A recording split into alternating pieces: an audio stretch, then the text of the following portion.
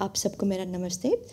ये सेशन में हम लोग आपको आईएमएस एक्ट के बारे में बताने वाले हैं। आईएमएस एक्ट एक हमारा भारत देश का कानून है जो माता को अपने खुद का जो स्तन का दूध है वो प्रमोशन करने के लिए बहुत महत्वपूर्ण कानून है। बहुत सारी फार्मूला कंपनीज है जो अपना खुद का जो फार्मूला बेचने के लिए बहुत टाइम कानून तोड़ता है।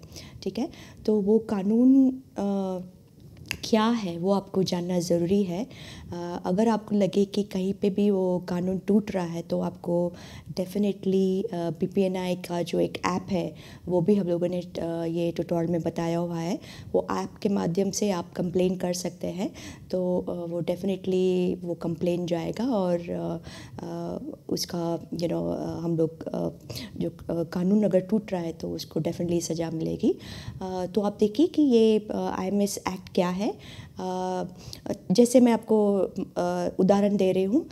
एक तो है कि जो बिल बोर्ड होते हैं एडवर्टाइज के लिए, तो बिल बोर्ड पे वो कोई भी जो या तो फार्मूला का पाउडर है या दूध का डब्बा है या तो कोई 2 साल के अंदर की उम्र के बच्चे के खाने का कोई चीज़ जो प्रोसेस्ड फूड जो बोलते हैं उसकी एडवर्टाइज नहीं हो सकती है। ठीक है, कहीं भी आप शॉप में जाएं, कहीं भी दुकान में जाएं तो वहाँ पे भी एडवर्टाइजमेंट नहीं होनी चाहिए। ये कानून के ख़िलाफ़ है। तो ऐसे बहुत सारी ऐसी चीज़ है आपको जानना ज़रूरी है, क्योंकि अगर हम लोग ये सब कंप्लेन नहीं करेंगे, अगर कानून टूट रहा है तो जो माँ को जो सपोर्ट मिलना चाहिए अपने खुद दूध देने को, वो सपोर्ट नहीं मिलेगा। तो ये आप देखिए और समझिए कि हमारा आईएमएस एक्ट क्या है। ठीक है, धन्यवाद। स्तनपान की रक्षा के लिए भारतीय कानून के बारे में बने स्पोकन ट्यूटोरियल में आपका स्वागत है। इस ट्यूटोरियल में हम जानेंगे शिशु के लिए खाद्य पदार्थों के विकल्प या आईएमएस अधिनियम। पहले समझते हैं क्या है शिशु के लिए खाद्य पदार्थों के विकल्प। खाद्य पदार्थों के विकल्पों को आईएमएस भी कहा जाता है।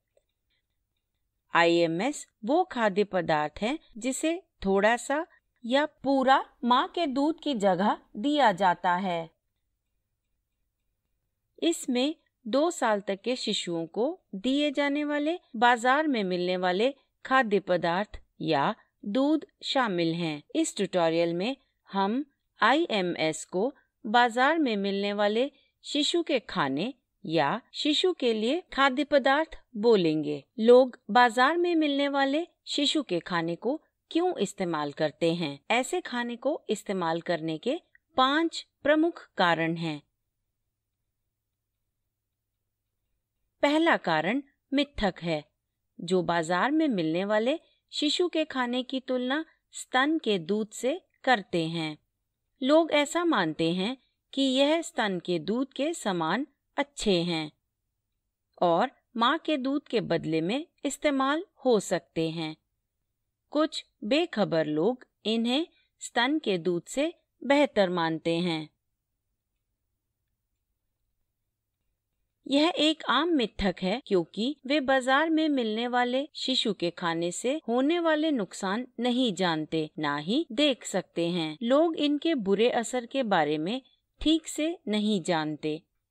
इसके अलावा बेचने वाली कंपनियों ने इन सबको स्तन के दूध के बराबर दिखाया है। यहाँ तक कि कई डॉक्टर या स्वास्थ्यकर्मी भी इनके बुरे असर को नहीं जानते।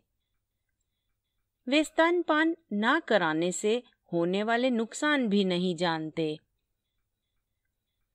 इसीलिए ज्यादातर लोग बाजार में मिलने वाले शिशु के खाने को हानिकारक भी नहीं मानते। बाजार में मिलने वाले शिशु के खाने की सामान्य सामाजिक स्वीकृति है। यह दूध की बोतल और प्लास्टिक के निप्पल पर भी लागू है। कोई भी बाजार में मिलने वाला शिशु का खाना स्तन के दूध के समान नहीं है। उनमें स्तन के दूध में मौजूद तत्वों जैसे कुछ तत्व हो सकते हैं। आम तत्व जैसे प्रोटीन, कैलोरी या फैट।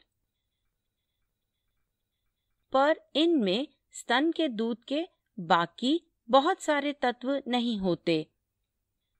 स्तन का दूध हर माँ और उसके शिशु के लिए अलग होता है। बाजार में मिलने वाले शिशु के खाने में यह गुण नहीं होता। वो सभी माँओं और शिशुओं के लिए एक समान होता है। उनमें स्तनपान के मनोवैज्ञानिक भावुक लाभ भी नहीं होते। वे कुपोषण या मोटापे के कारण भी बन सकते हैं। वे इन्फेक्शन और बिना इन्फेक्शन वाली बीमारियों का कारण भी बन सकते हैं। इनमें दिल की बीमारियां भी शामिल हैं और एलर्जी भी। इनका सबसे बुरा असर है कि इनके कारण शिशुओं के लिए स्तनपान जरूरी नहीं लगता।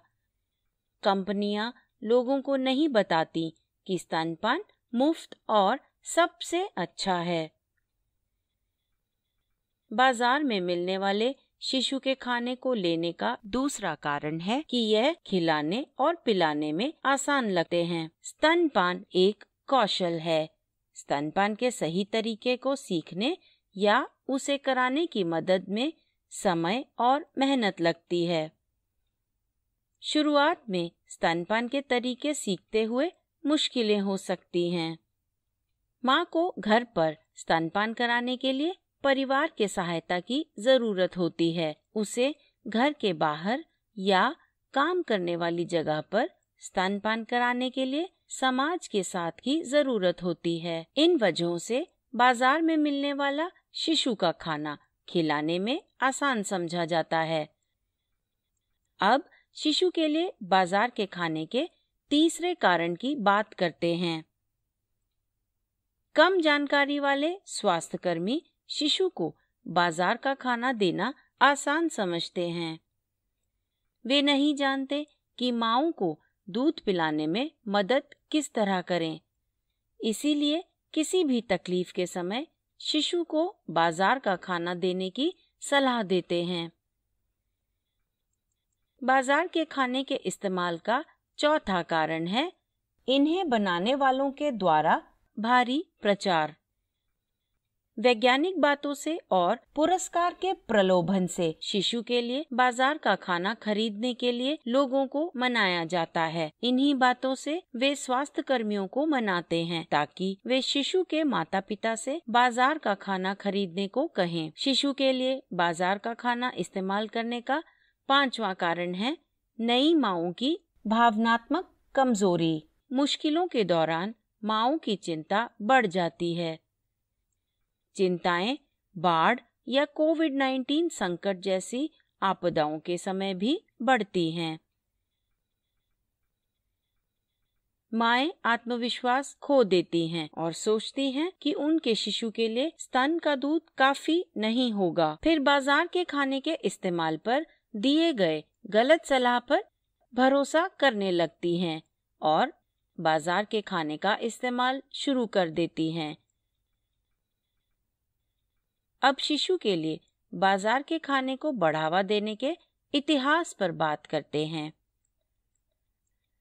पहली बार बनने के बाद से ही इनके बनाने वालों ने प्रचार के द्वारा स्तनपान की जरूरत ना के बराबर कर दी। इनकी कंपनियों के लक्ष्य होते हैं गर्भवती या स्तनपान कराती माएं और स्वास्थ्यकर्मी। वे पोषण और स्तनपान कार्यशालाओं के द्वारा शिशु के लिए बाजार के खाने को बढ़ावा देते हैं। वे बाढ़ या भूकंप जैसी आपदा के समय मुफ्त में शिशु के लिए बाजार के खाने बांटते हैं। किराने की दुकानों और दवाई की दुकानों पर बाजार के खाने की बिक्री को बढ़ावा देते हैं। बाकी की आम दुकानों पर भी इन्हीं बाजार के खाने को प्रमुखता से दिखाते हैं। वे लोगों को इन खानों को खरीदने और इस्तेमाल करने का प्रलोभन देते हैं। कुछ स्वास्थ्यकर्मियों ने महसूस किया कि यह सब शिशुओं के लिए कितना नुकसानदायक है। बचपन जीवन का एक नाजुक समय है। शिशु को गलत खाना खिलाना या गलत तरीके से खिलाना दोनों ही खतरनाक है। तो बाजार में मिलने वाले शिशु के खाने की बिक्री के लिए कुछ खास कानूनी नियमों की जरूरत पड़ी। इसीलिए international code of marketing of breast milk substitutes बनाया गया। इसे 1981 में वर्ल्ड हेल्थ असेंबली द्वारा अपनाया गया। इसी वजह से बहुत से देशों ने शिशु के लिए बाजार के खाने की बिक्री पर कानूनी नियम लगाया। भारत ने infant milk substitutes, feeding bottles and infant foods regulation of production, supply and distribution अधिनियम 1992 और संशोधन अधिनियम 2003 में जारी किया। इसे IMS अधिनियम भी कहा जाता है। इस अधिनियम को मानने वाले सभी देशों ने कई और कानून भी जारी किए। बनाए गए सभी कानूनों में IMS अधिनियम काफी कड़ा कानून माना जाता है।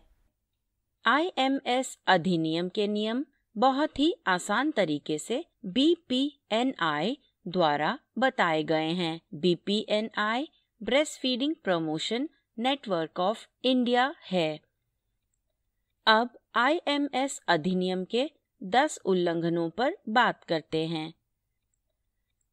IMS अधिनियम का उल्लंघन माना जाता है यदि खास 2 साल तक के शिशुओं के लिए बाजार के खाने की बिक्री को किसी भी तरह का बढ़ावा दिया जाए। उस खाने का नाम मायने नहीं रखता।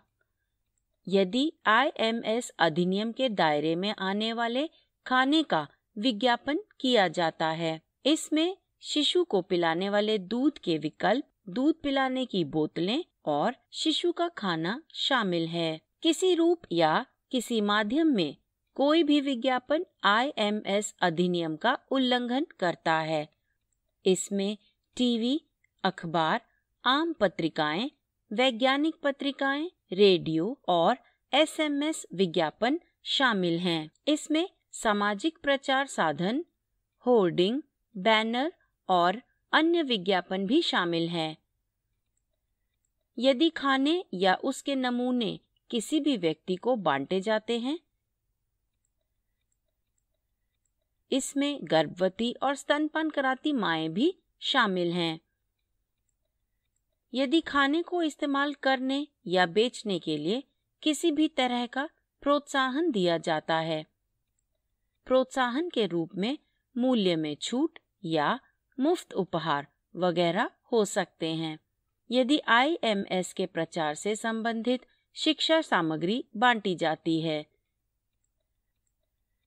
यदि इन खानों के नाम पत्र पर बिक्री बढ़ाने के लिए खास चित्र लगे हों, ये चित्र माँओं, शिशुओं, कार्टून या रेखा चित्र हो सकते हैं। यदि कोई अस्पताल, नर्सिंग होम, दवाई की दुकान किसी भी तरह IMS को बढ़ावा देते हैं, इसमें IMS कंपनियों के बोर्ड या पोस्टर दिखाना भी शामिल है। IMS को बढ़ावा देने के लिए अगर स्वास्थ्य कर्मी या उनके परिवार को पैसे या उपहार दिए जाते हैं, यदि कोई IMS कंपनी या उसका वितरक सीधे या गलत तरह से अंशदान देता है, कोई कार्यशाला प्रायोजित करता है या इसके लिए धन देता है, इसमें बैठकें, सम्मेलन और शैक्षिक पाठ्यक्रम भी शामिल हैं। इसमें वित्तीय सहायता भी शामिल है और अनुसंधान, अनुदान या पढ़ाई के लिए सदस्य शुल्क भी। स्वास्थ्य कर्मियों या उनके साथियों के लिए प्रोत्साहन राशि की अनुमति नहीं है। यदि IMS की बिक्री की मात्रा के आधार पर मुनाफे का अंतर पक्का किया जाए, तो IMS कंपनी या उसके उत्पाद वितरक IMS अधिनियम का उल्लंघन करते हैं। कृपया इन उल्लंघनों का तुरंत रिपोर्ट करें। रिपोर्ट करने के लिए आप BPNI स्तनपान सुरक्षा मोबाइल ऐप का इस्तेमाल कर सकते हैं। इस ऐप को आसानी से इस्तेमाल कर सकते हैं। इसमें उल्लंघन के रिपोर्ट करने के लिए केवल 2 सरल चरण शामिल हैं। जब आपको किसी उल्लंघन का पता चले तो ऐप खोलें। मेन्यू में इस टैब पर क्लिक करें। Report promotion of baby foods और फीडिंग बॉटल्स। रिपोर्टिंग पेज खुल जाएगा। निर्दिष्ट जगह पर आवश्यक जानकारी दे दें। यदि आपके पास कोई फोटो या दस्तावेज है तो उन्हें संलग्न करें और भेज दें। याद रखें, IMS कंपनियां अपने विज्ञापनों में स्तनपान के लाभ बता सकती हैं, पर इस तरह का कोई भी विज्ञापन मां को स्तनपान के बारे में शंका में डाल सकता है। विज्ञापनों को अधिक से अधिक मांओं को शिशु का खाना बेचने के लिए बनाया गया है। जितनी जल्दी मां स्तनपान कराना बंद कर देगी, उतना ही अधिक बाजार का खाना खरीदा जाएगा। यही वजह है कि IMS कंपनियां स्तनपान को महत्वहीन बनाने की कोशिश करती हैं। कम से कम 2 साल की उम्र तक शिशु को स्तनपान कराना जरूरी है। स्तनपान की सही तकनीक शिशु को पर्याप्त दूध पिलाने के लिए जरूरी है। यह सब इसी श्रृंखला के अन्य ट्यूटोरियल में बताया गया है। अब ये ट्यूटोरियल यहीं समाप्त होता है। IIT बॉम्बे से मैं बेला टोनी आपसे विदा लेती हूँ। हमसे जुड़ने के लिए धन्यवाद।